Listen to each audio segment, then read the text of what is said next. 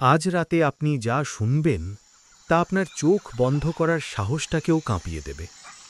কারণ এই গল্প শুধু অন্ধকারের নয়, এটা সেই মুহূর্তগুলোর কথা যখন আপনি আধো ঘুমে বুঝতে পারেন কেউ আপনার বিছানার ঠিক পাশে হাঁটছে।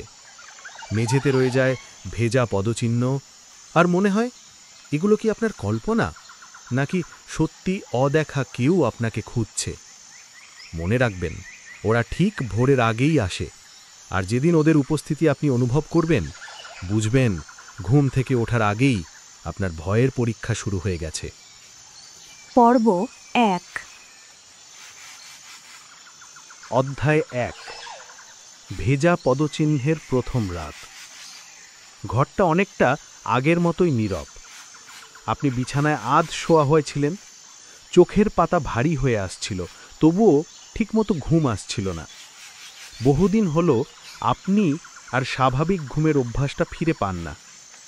মাথার ভেতর কাজের চাপ, অসমাপ্ত দায়িত্ব, ভবিষ্যতের দুশ্চিন্তা, সব মিলিয়ে এক অদৃশ্য ভার যেন আপনাকে রাতে ঘুমাতে দেয় না। ঘরের বাতিটা খুব ম্লান, যেন কোনোভাবে নিঃশেষ হওয়া আলোকে আঁকড়ে ধরে আছে। জানালার পাশে ঝুলে থাকা পর্দাটা মাঝে মাঝে দুলে উঠছে, যদিও বাইরে কোনো বাতাসই নেই। অস্বাভাবিকভাবে সব কিছু স্থির। আপনি চোখ বন্ধ করতে উদ্যত হচ্ছিলেন, তখনই সেই শব্দ, খট খট, ঘরের অন্য প্রান্তে, যেন কেউ পা টেনে হাঁটছে খুব ধীরে। আলোটা ম্লান হওয়ায় ছায়াগুলো অদ্ভুতভাবে লম্বা হয়ে আছে। আপনি বিছানা থেকে মাথা তুললেন, কিন্তু কিছু চোখে পড়ল না। নিজেকে বোঝালেন এটা নিছকই ক্লান্তি, অতিরিক্ত দুশ্চিন্তায় মস্তিষ্ক এমন সব শব্দ তৈরি করে যা বাস্তবে নেই। তবুও একটা অদ্ভুত অনুভূতি থেকে গেল, যেন শব্দটা পুরো ঘরটাকে নিঃশব্দ করে দিয়েছে, আর আপনি ছাড়া এখানে আর কেউ নেই এই ধারণাটাকেই চ্যালেঞ্জ করছে। কিছুক্ষণ নিস্তব্ধতা, তারপর আবার ধাপ ধাপ ধাপ। এবার শব্দটা একেবারে আপনার বিছানার পাশ দিয়ে গেল, এত নরম কিন্তু এত স্পষ্ট যে আপনি ভুল করতে পারেন না। বুকের ভেতর ছোট্ট এক শীতল ঢেউ ছুটে গেল। চাদরটা হাতের মুঠায় শক্ত করে ধরলেন। আপনি ভাবলেন হয়তো বাড়ির ওপরের ফ্লোরে কেউ হাঁটছে, কিন্তু আপনি একতলাতেই থাকেন, ওপরের ফ্লোর তো বহু বছর ধরে খালি। শ্বাস ধীর করার চেষ্টা করলেন, তবুও শরীরের প্রতিটা কোষ যেন টান টান হয়ে আছে। আমি কল্পনা করছি, নিশ্চয়ই। নিজেকে এভাবেই শান্ত করলেন, কিন্তু রাতটা আর আপনাকে শান্ত থাকতে দিল না। ঘুম যখন এলো তা গভীর ছিল না, অবচেতনের এক প্যাঁচানো স্তর, যেখানে শব্দ আর ছায়া মিলেমিশে যায়। আর সকালে ঘুম ভাঙতেই আপনার শরীর জমে গেল। মেঝেতে পানির ছোট ছোট দাগ, আর সেই দাগগুলোর মাঝ দিয়ে অস্বাভাবিক লম্বা, মানুষের মতো কিন্তু মানুষের নয় এমন ভেজা পদচিহ্ন। প্রথমে আপনি বিশ্বাসই করতে পারলেন না, আপনার খালি ঘরে রাতে কেউ হাঁটল। কিন্তু আরও অদ্ভুত হলো, পদচিহ্নগুলো বিছানার কাছে এসে থেমেছে, তারপর হঠাৎ করে উধাও, যেন কেউ আপনার দিকে এগিয়ে এসে তারপর হাওয়ায় মিলিয়ে গেছে। আপনি দরজা পরীক্ষা করলেন, জানালা দেখলেন, কোথাও এমন কোনো চিহ্ন নেই যা বোঝায় কেউ ঢুকেছিল। দরজা ভিতর থেকে লক ছিল। আপনার বুকে আবার সেই শীতল ঢেউ। একটা চিন্তা মাথায় এলো, যদি এটা কোনো মানুষই না হয়? বন্ধুদের কাছে বলেছিলেন, তারা হেসে উড়িয়ে দিল, তোকেই দেখছি ওভার থিঙ্কিং মারছে, চাপ কমা, ঘুম কতদিন ঠিক করিসনি, টেনশন করলে এমনই হয়, হ্যালোসিনেশন। তাদের কথা যুক্তিসঙ্গত, কিন্তু আপনার ভেতরের অস্বস্তিটা কাটল না। পদচিহ্নগুলো যত দেখছিলেন তত অদ্ভুত লাগছিল। মানুষের পদচিহ্নে পায়ের আঙুল থাকে, এতে নেই। এগুলো লম্বা, সোজা, যেন কোনো অচেনা প্রাণীর। পুরো দিনটাই একটা দমবন্ধ অনুভূতিতে কাটল। মনে হচ্ছিল আপনার আশেপাশের বাতাসে কেউ লুকিয়ে আছে, কেউ নিঃশব্দে তাকিয়ে আছে, শুধু দেখা যাচ্ছে না। রাত নামল ঠিক আগের মতোই নীরবে। আপনি জানালার পর্দা নামিয়ে দিলেন, আলো অফ করে শুয়ে পড়লেন। আজ ঘুম আসার কথা নয়, তবুও চোখ ধীরে ধীরে ঝাপসা হয়ে আসছিল। তখনই ধাপ ধাপ ধাপ, যেন আগের রাতের ধারাবাহিকতা আবার শুরু হলো। শব্দটা এবার এত কাছে যে মনে হলো আপনার বিছানার নিচে কেউ পা টেনে বেরিয়ে আসছে। আপনি চোখ খুলতে সাহস করলেন না। ঘরের বাতাস কেমন যেন ভারী, ঘিঞ্জি। আপনার শ্বাস ধীর হয়ে এলো, কিন্তু হৃৎস্পন্দন দ্রুত হতে লাগল। হঠাৎ শব্দ থেমে গেল। সবকিছু স্তব্ধ। এমন নীরবতা যেন ঘরটাই নিঃশ্বাস আটকে রেখেছে। তারপর একটা অনুভূতি, যেন বিছানার মাথার দিকেই কেউ দাঁড়িয়ে আছে। দেখা যাচ্ছে না, কিন্তু উপস্থিতি এত ঘন যে মনে হলো ছায়া গিয়ে আপনার শরীর ছুঁয়ে ফেলবে। আপনি চোখ খুলতে গেলেন, কিন্তু পারলেন না। ভয়ের ওজন চোখের পাতাকে আটকে দিয়েছে। মনে হলো, এটা কি আমাকে লক্ষ্য করছে, নাকি আমি নিজেই নিজের তৈরি ছায়ায় ডুবে যাচ্ছি? সময় যেন থেমেছিল। তারপর আবার সেই নরম পদচিহ্ন, বিছানার পাশ থেকে সরে যেতে যেতে দরজার দিকে। দরজার নিচ দিয়ে আলো আসছে, আর সেই আলোর ওপর দিয়ে ছায়ার মতো কিছুটা নড়ে উঠল। দেখতে পেলেন কিনা নিশ্চিত নন। শব্দগুলো ধীরে ধীরে দূরে গেল, তারপর একেবারে মিলিয়ে গেল। আপনি দম নিলেন, যেন বহুক্ষণ শ্বাস আটকে রেখেছিলেন। রাতের ভেতর একটা অদ্ভুত নীরব ঢেউ বয়ে গেল, যার দিক নির্দেশ বোঝাই যায় না। আপনি অবশেষে চোখ খুললেন। ঘর ফাঁকা, দরজা বন্ধ, সবকিছু স্বাভাবিক। কিন্তু মেঝেতে আবার সেই ভেজা পদচিহ্ন। এবার সংখ্যা বেশি, আর সবগুলোই আপনার বিছানার কাছে এসে থেমেছে। আপনার শরীর কেঁপে উঠল, আর পরিষ্কার বোঝা গেল এটা কল্পনা নয়। কেউ বা কিছু রাতে এখানে আসে, আর আপনি ঘুমালে সে আরও কাছে আসে। আর তখনই আপনার মনে প্রথমবার একটা অনুভূতি জন্মল, এটা শুধু একটি শুরু। পর্ব 2। অধ্যায় 2। অদৃশ্য উপস্থিতির চিহ্ন। রাতগুলো যেন এক অদ্ভুত পুনরাবৃত্তির জালে আটকে গেছে। ঘড়ির কাঁটা এগোলেম আপনার বাড়ির রাত একই থাকে, নীরব, ভারী এবং অদৃশ্য কারোর হাঁটার শব্দে ভরা। প্রথম কয়েক রাত আপনি নিজেকে বোঝানোর চেষ্টা করেছিলেন, এইগুলো স্বপ্ন, চাপের ফল। কিন্তু এখন আর তা বলা যায় না, কারণ এবার শব্দগুলো শুধু ঘরের ভেতর সীমাবদ্ধ নয়। আপনি ঘুমানোর আগে আলো নিভিয়ে রাখলে পুরো বাড়িটাই যেন দম বন্ধ করে অপেক্ষা করে, আর আপনি বিছানায় চুপচাপ শুয়ে থাকলে ধাপ ধাপ, ধীরে, টেনে টেনে আপনাকে ঘিরে হাঁটাহাঁটি শুরু হয়। এক রাতে আপনি লক্ষ্য করলেন মেঝের ওপর ভেজা পদচিহ্নগুলো শুধু বিছানা পর্যন্ত নয়, এবার দেওয়ালের গায়েও সেগুলোর দাগ দেখা যাচ্ছে। এমনভাবে ওপরের দিকে উঠেছে যেন কেউ দেওয়াল বেয়ে উঠে গেছে। ঘন জল পড়ে পড়ে দাগগুলো শুকিয়ে বালামি হয়ে গেছে। দেখলে মনে হয় জীবন্ত কিছু এখনই এখান দিয়ে গিয়েছে। আপনার নিঃশ্বাস থেমে আসে। জানালার কাছে গেলে দেখলেন কাঁচের ওপর পাতলা কুয়াশার মতো কিছু জমাট বেঁধে আছে, আর সেই কুয়াশার ওপর টানা 5টি সরল দাগ, যেন কেউ পাশে দাঁড়িয়ে কাঁচে আঙুল বুলিয়েছে। কিন্তু কাঁচের বাইরে আপনার বারান্দা আছে, একদম খোলা। কোনো মানুষ সেখানে নিঃশব্দে এসে এমন দাগ রেখে যাবে, এটা অসম্ভব। আপনার মনে আবার সেই প্রশ্ন, এটা কি সত্যি বাস্তব, নাকি কেউ আপনাকে পরীক্ষা করছে? আপনার ভয় কত গভীর, কতটা সহ্যক্ষম। আপনি স্বাভাবিক রাতের মতো বিছানায় শুয়ে পড়লেন। আজ ঘুম আসেনি, চোখ ভারী, কিন্তু ভয় আরও ভারী। ঘরটা যেন আপনার ভেতর ঢুকে পড়েছে। দেওয়ালের নড়াচড়া, বাতাসের গন্ধ, ছাদের ফাটলের আওয়াজ, সবকিছু আপনাকে ঘিরে ফেলছে।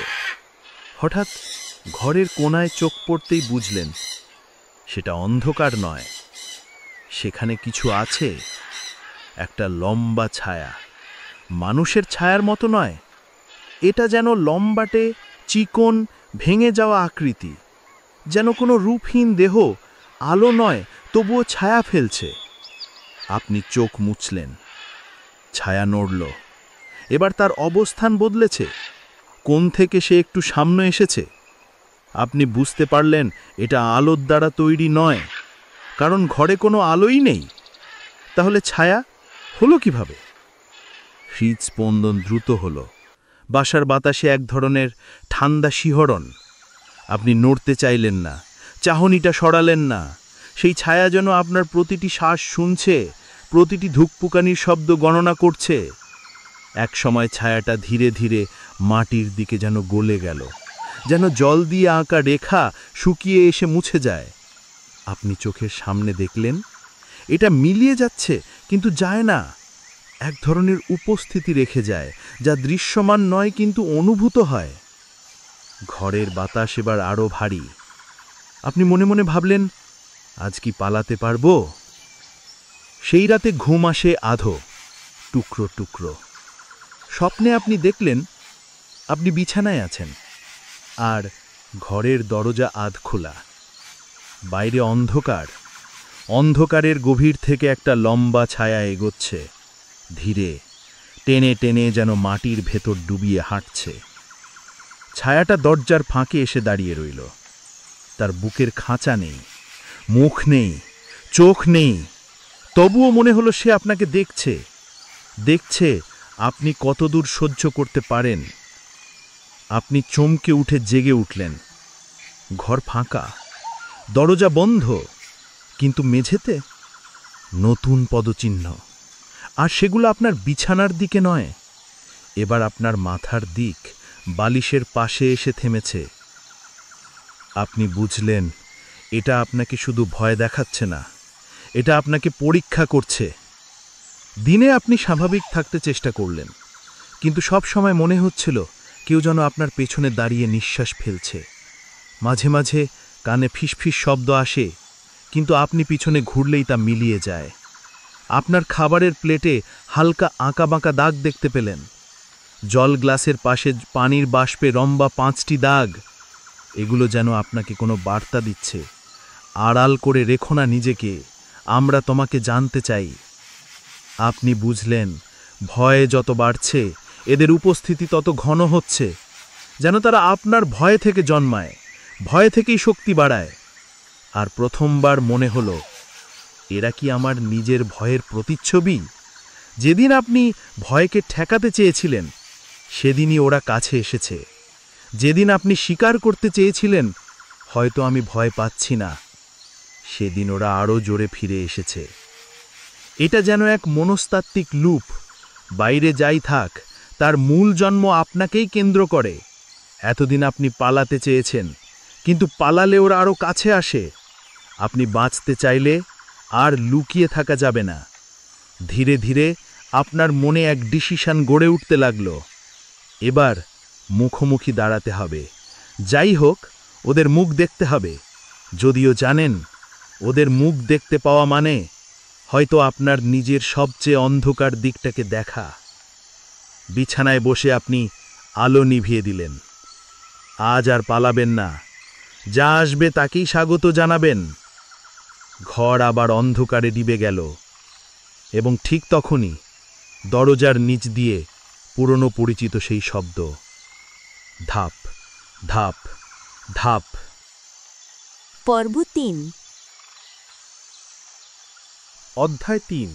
নীরবতার ভোরে মুখোমুখি। রাতের শেষ প্রহর।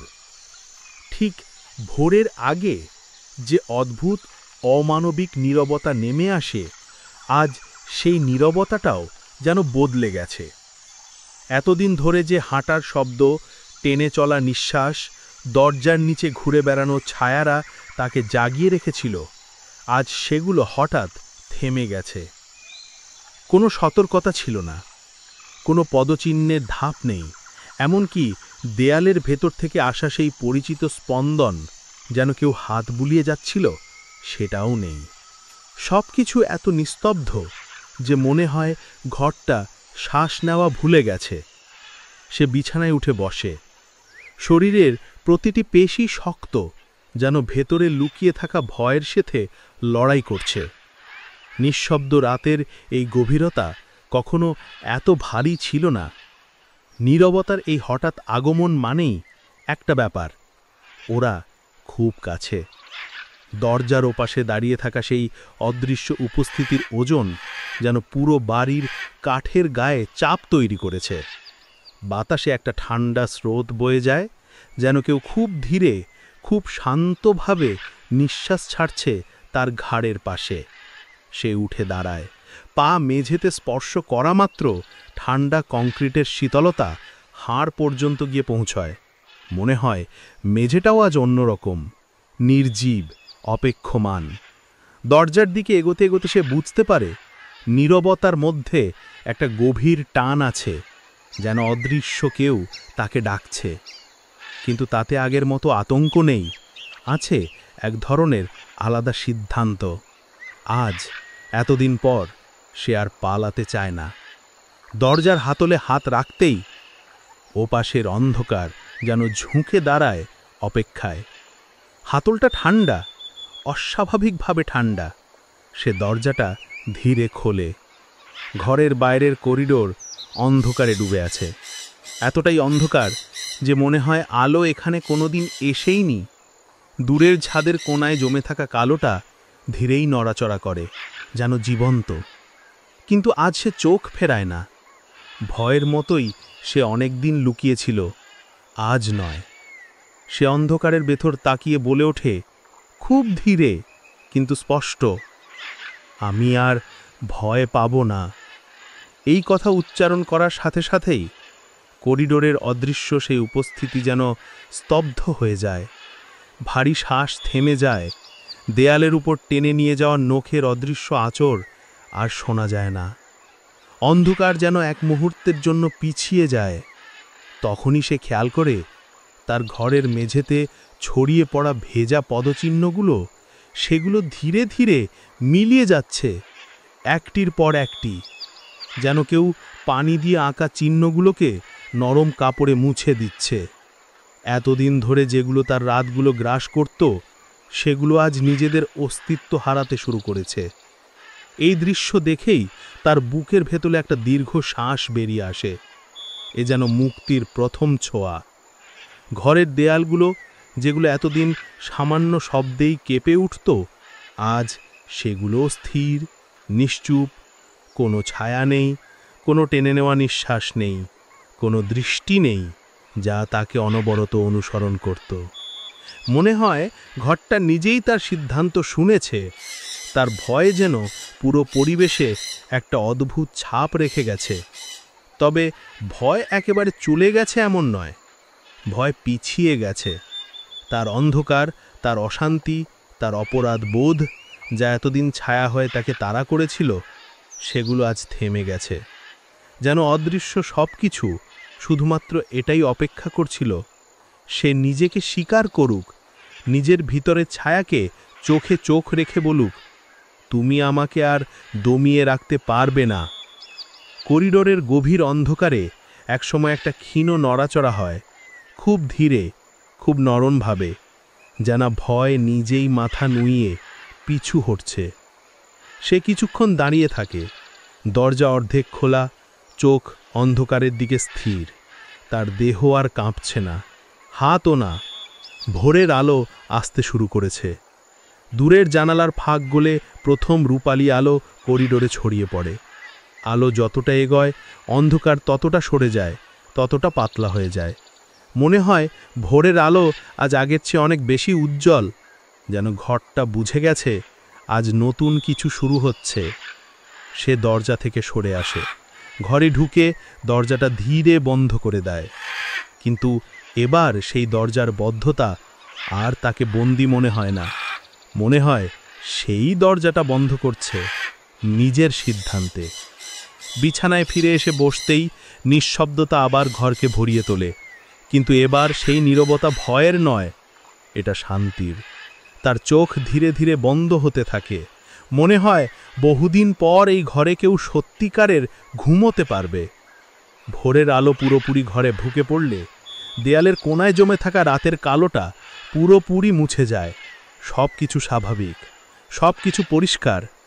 এ যেন একটা নতুন শুরু, একটা নতুন শ্বাস, একটা নতুন সাহস। রাতের অদৃশ্য উপস্থিতিরা, তার ভয়, তার অশান্তি, তার অন্ধকার আজ হার মেনেছে, কারণ সে অবশেষে মুখোমুখি দাঁড়িয়েছে, আর ভোর তার পুরস্কার হয়ে এসেছে।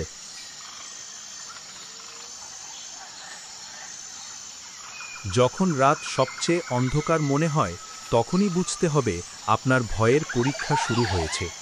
ঘুম ভাঙার আগে ওরা এসে যায় এ গল্প শুধু অদেখা পদচিহ্নের নয়, বরং সেই অন্তর্দৈত্যদের কথা যাদের সাথে আপনি প্রতিদিন লড়াই করেন।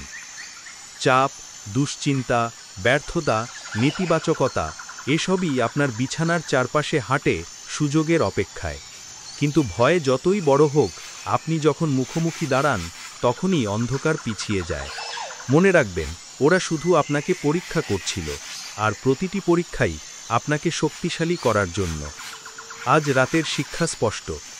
ভয়কে দূরে ঠেলে নয়, সামনে দাঁড়িয়ে পরাস্ত করতে হয়। নিজের ভিতরের ছায়াকে জয় করলে তবেই ভোরের আলো আসে। এখন আপনার কাছে প্রশ্ন, আপনি কি আপনার ভয়ের দিকে তাকানোর সাহস রাখেন, নাকি আগামী ভোরেও ওরা আপনাকে খুঁজে পাবে? নিজেকে প্রস্তুত করুন। অন্ধকারের ওপর আপনারই নিয়ন্ত্রণ। শুধু একবার সাহস করে আমি ভয় পাব না বলতে হবে।